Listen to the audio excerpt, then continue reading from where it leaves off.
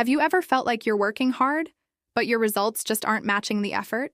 Do you feel stuck running on a treadmill but going nowhere? Here's a secret. The problem isn't you. The problem is your system. James Clear's groundbreaking book, Atomic Habits, solves this exact problem. He doesn't focus on massive life-altering goals. Instead, he talks about the power of 1% daily changes. It's those tiny, almost invisible shifts that compound over time, leading to massive exponential breakthroughs. Think of it not as a straight line of progress, but a curve that shoots upwards when you least expect it. In this video, we're going to dive deep and summarize the 4 simple yet powerful laws that will help you build any good habit and, just as importantly, break any bad one. So, if you're ready to transform your life one tiny habit at a time, let's get into the 4 laws of atomic habits. First up, law number 1, make it obvious. Our brains love clarity and hate ambiguity. A vague goal like "I will meditate more" is a recipe for failure. It's a non-existent habit because it has no clear trigger. Instead of relying on willpower, we need a clear signal. This is where the implementation intention method comes in. It's a simple but powerful formula. I will perform action at specific time in specific location. For example, instead of "I will read more," you commit to "I will read 1 chapter of a book at 7 p.m. on my living room sofa." See how specific that is? There's no room for guesswork. It tells your brain exactly what to do, when to do it, and where to do it, removing all the friction of decision-making. To make this even more effective, you can use a technique called habit stacking. This means you attach your new desired habit to an existing one you already do automatically. For example, after I drink my morning coffee, I will write for 10 minutes. The act of drinking your coffee becomes the cue, the trigger, for your new writing habit. The old habit paves the way for the new one, creating a seamless chain of behaviors. Now let's move to law number 2. Make it attractive. Let's be honest. We are naturally drawn to things that are fun and appealing. The reason bad habits are so sticky is that they often provide immediate pleasure, while good habits can feel like a chore.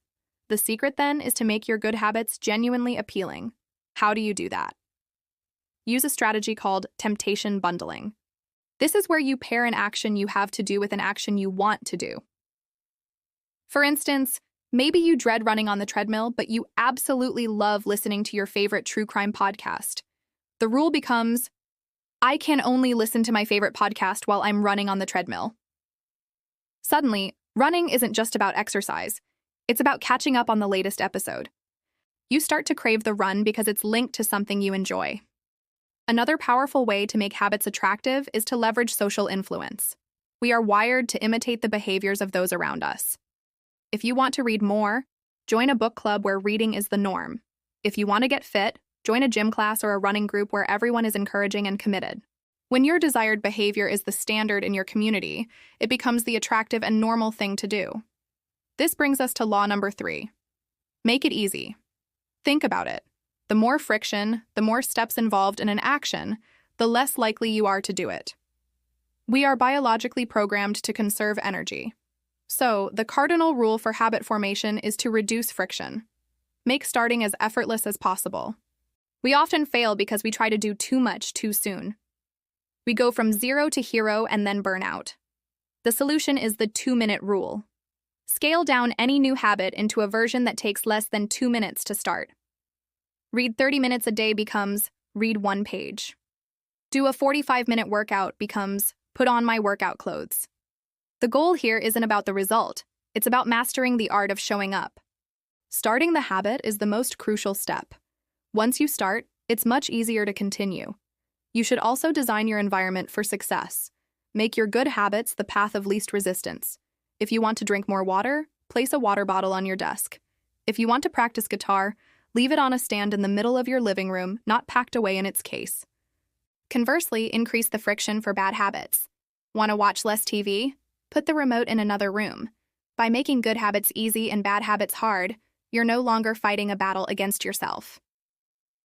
Finally, we arrive at law number 4. Make it satisfying. The golden rule of behavior change is this. What is immediately rewarded is repeated. The problem is that the rewards of good habits, like getting fit or learning a skill, are often delayed. You don't see the results for months. But bad habits? They offer instant gratification. To compete, we need to find a way to give ourselves a small, immediate reward. The simplest way to do this is with a habit tracker. Every time you complete your habit, mark a big X on a calendar. Seeing that chain of X's grow is incredibly satisfying. It provides immediate visual proof of your progress and creates a little dopamine hit that makes you want to keep the streak alive. You get a sense of accomplishment right away, which reinforces the behavior. And of course, this law works in reverse for breaking bad habits. You need to make them unsatisfying. This is where we apply the inverse of the 4 laws. Make it invisible, make it unattractive, make it difficult, and make it unsatisfying. The key is to create an immediate cost. For example, find an accountability partner and make a pact. Every time you skip a workout, you have to pay them $10. Or if you indulge in a bad habit, you have to immediately donate to a cause you strongly dislike. This immediate pain makes the long-term consequences of the bad habit feel real, right now. So, to sum it all up, the path to building better habits is straightforward. Just remember these 4 laws. First, make it obvious by setting clear cues. Second, make it attractive by linking it to something you enjoy. Third, make it easy by reducing friction and starting small. And fourth, make it satisfying by giving yourself an immediate reward. Your challenge for today is this. Pick just one habit you want to build, just one, and apply the 2-minute rule.